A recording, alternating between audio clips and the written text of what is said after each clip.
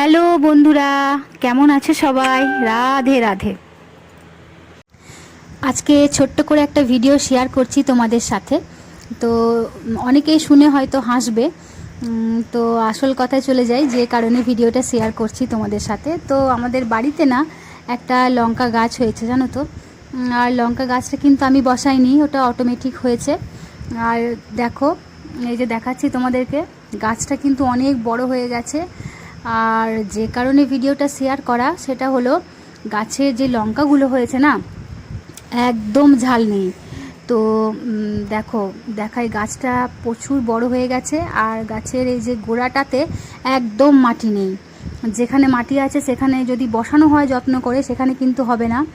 আর অযত্নে এই গাছটা অটোমেটিক হয়েছে, তাই এত বড় হয়েছে।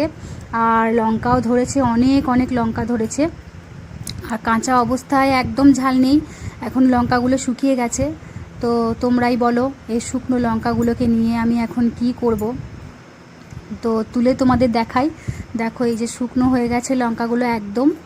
আর গাছটা বড় হয়ে গেছে, কাটতেও মায়া লাগছে। তো কি করব এই শুকনো লঙ্কাগুলো নিয়ে, তোমরা একটু কমেন্ট করো। তো চলো, টাটা।